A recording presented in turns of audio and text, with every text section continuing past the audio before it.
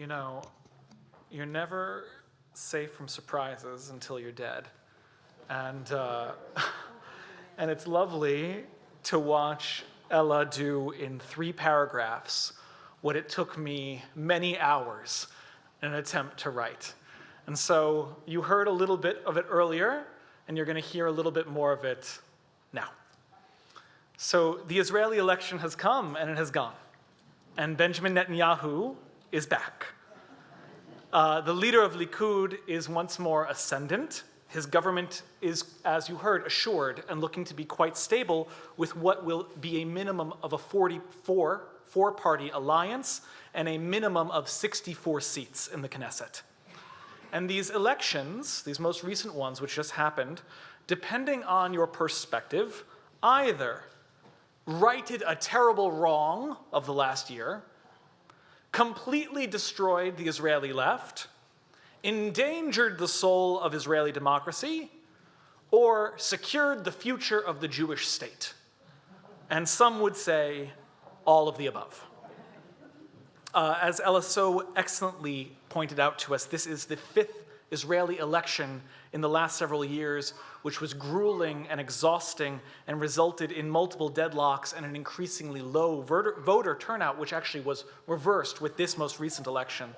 And it culminated last year in a shocking bit of diplomacy, which led a coalition of minority parties to band together and take control of the country and oust Benjamin Netanyahu, united seemingly in only their desire to see him out of office.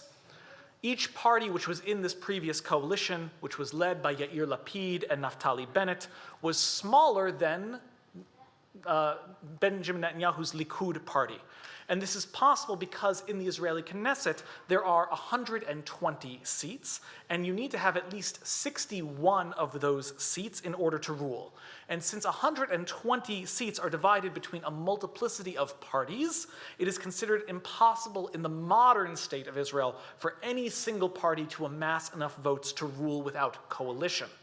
And so since, and this is the last very important piece of this, and so since any given party must secure at least 3.25% of the popular vote to even make it in, any party which does not pass that threshold means that those votes are essentially cast without result.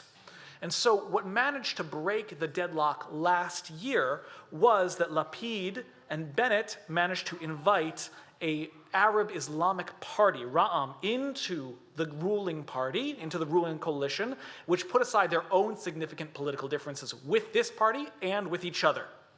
This created a razor-thin majority that most people outside of the coalition, and as it turns out, many people inside of the coalition, thought was actually impossible. And they were right. It turns out that a shaky majority composed of a multitude of perspectives who have competing interests are not going to be overwhelmingly stable, and so there were numerous high-profile defections and public infighting, and recently, this last summer, the coalition lost its majority, and then the elections were called, and here we are back in this moment. So now you are primed and ready for the takeaways. And these are the takeaways, at least according to several journalists and politicians and scholars. The 4 great takeaways, and then I will add in a 5th minor takeaway, which is my own humble opinion, of course. The first great takeaway is that that great wrong has been righted. But we could perhaps talk about it in more neutral terms, which is to say that a political anomaly has been corrected. And that political anomaly is that Naftali Bennett, whose Yamina party only managed to secure 4 seats in the last election compared to Likud's 29 or Yesh Atid's 17, was allowed to serve as the prime minister of Israel for the first half of the previous government's existence in order to secure those 4 seats and cross the threshold. Now, Israel is not opposed to a minority prime minister taking control. That is, in fact, a major part of the function of the government. The majority leader gets the first shot at making a coalition, but the minority leader gets a second shot if the majority cannot do it. But this was unusual, to be polite. which is that a relatively fringe party with relatively little influence was allowed to serve as the prime minister, rubbed many people, including allies of that party, the wrong way. And so it would not be a surprise to see legislation which slightly changes coalition agreements or makes it restricting who can serve as prime ministers in rotation coming out of this coming government. Secondly, that this week's elections displayed the death of the Israeli left.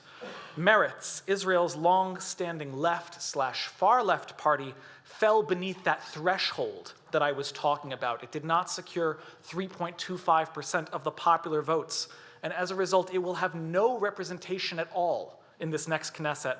And some people figure that the roughly 289,000 votes which were cast for Meretz, combined with another party, Balad, which also failed to make threshold, were essentially granted because they were not part of the greater overall count, and is part of the reason why the right is so ascendant at the moment. When you consider that in the last Knesset, Meretz had 6 seats, which is 2 more than the prime minister's 4 seats, that is a stunning change. And different fingers are being wagged, and different leaders are being blamed, and the head of Meretz is somehow attacking the chief of Labor, Israel's other long-standing political left party, for refusing to run them as a combined ticket. Labor's leadership was under the idea and refused and insisted that each liberal party definitely had the numbers to make threshold and that each one should be running independently.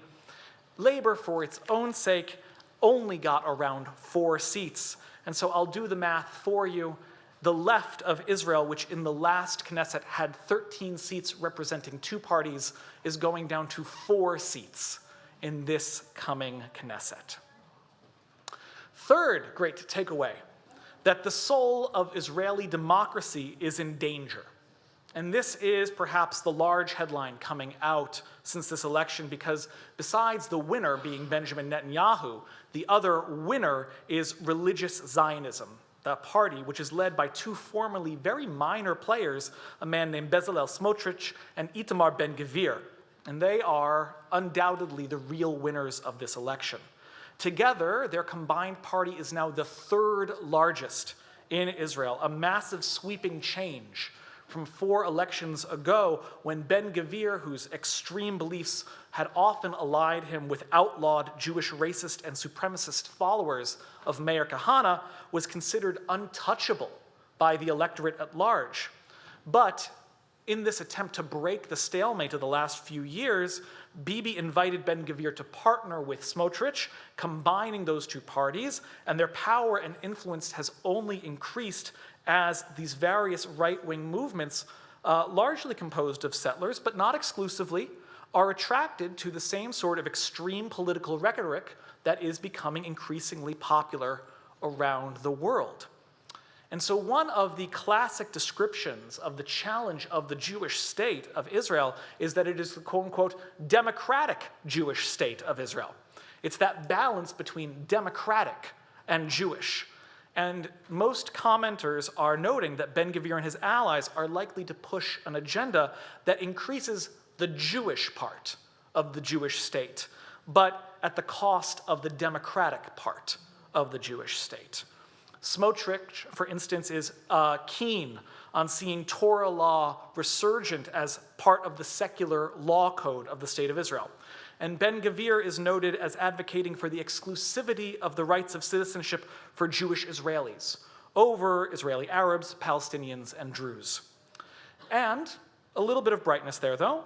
Netanyahu yesterday, to his credit, squashed rumors of a rollback for protections of LGBTQIA+ persons, because there are people in his government, namely Ben-Gvir and Smotrich, who would like to see the prioritization of real Judaism over the rights and dignities of Israeli citizens. And this, of course, is not even mentioning that, as I said earlier, it's a 4-party bloc. And so the first party is Netanyahu's Likud, the second is religious Zionism, and the last 2 are the ultra-Orthodox, United Torah Judaism and Shas.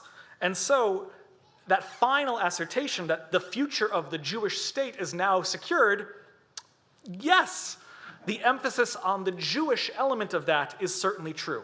Israel will certainly continue to be a Jewish state, if by that you mean Israel's Orthodox bona fides are certainly assured, because none of those ultra-Orthodox parties enjoy having their authority threatened by reforms or pluralities, and they are quashing several proposed instances of digital weddings, non-Orthodox conversions, and other changes that were coming from this last government.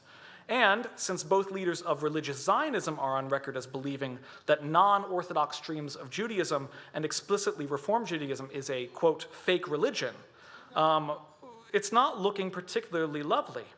Although we do give credit where it's due, as I've said, and both Smotrich and Ben-Gvir have dialed back that extreme rhetoric since they've become more mainstream political figures, though the question is always what will Netanyahu do? And that is the hardest question to answer, because he is, when it comes to matters of religiosity and expression, a chameleon. And he is capable of being many things to many people, but it's important to remember that he gained his power this time only by the support of these three religious parties. So yes, all of the above seems to be quite applicable. Yesterday, during the Israel Dialogues, this amazing program that we have here at Holy Blossom, where distinguished academics from all across the world speak to the core of so many issues on the greater Israel story of our day, we had guest Professor Ari Krampf. And Professor Krampf is optimistic about the future of the state of Israel, even in the light of everything that I just shared. He is an economist. And he understands that there is a balance that must always be found between ideology and practice, and that countries which run explicitly on ideology do not thrive and often fall. Netanyahu is ultimately a pragmatic person. He is ultimately a practical person. And he allies himself with those who will bring him power, but he never endangers the state by delving too far into extremism. And he does this because, no matter what you say about the man, he's a patriot, and he loves Israel, and he wants to see her thrive.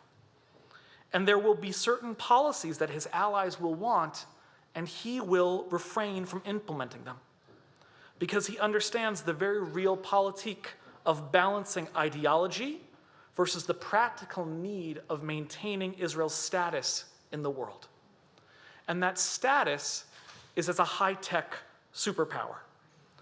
And high-tech professionals, inventors, and investors are not, by and large, drawn from the base which elected him, which means that ultra-Orthodox and settler ideologies need to be tempered so that secular and liberal Israelis do not abandon the startup nation in a feeling of this country has become a theocratic, oppressive regime.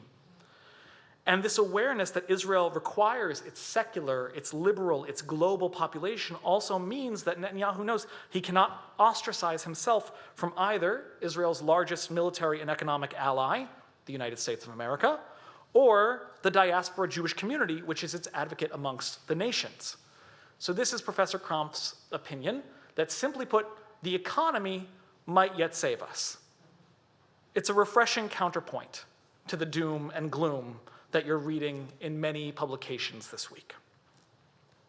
I promised you my own takeaway point, my own fifth point, which of course finds its way to us this week through our Torah portion.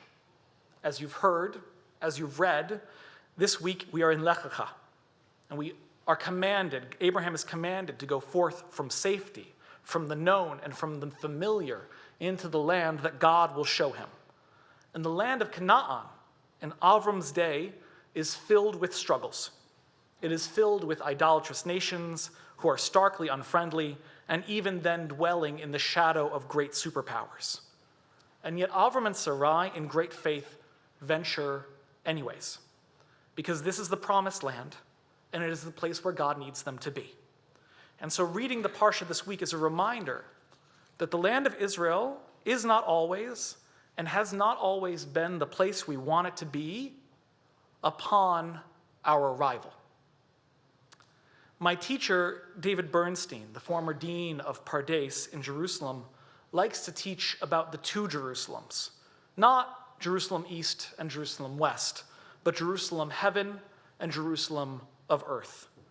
There is a Jerusalem of heaven where you cannot believe your eyes at how rich the culture is, and how delicious is the food, and how powerful the soul, how glorious the past, how miraculous the future, and your heart soars when you see it. And there is the Jerusalem of earth, where there is crime, and there is apathy, and there is corruption, and there is need, and your heart breaks at the sight of it.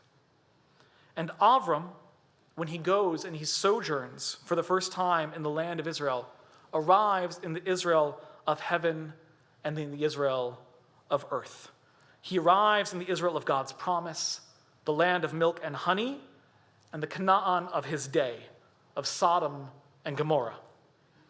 And for us, yes, Israel is a homeland and a dream come true, and it is also a place of political reality, and now has a government which, regardless of your opinion on left versus right, or hawk or dove, or one state or two, may well challenge you because you, today listening to my words, are a person who attends synagogue in a diaspora reform space.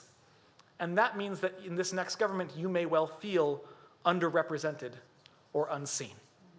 Heaven and earth, a dream come true and a place to struggle.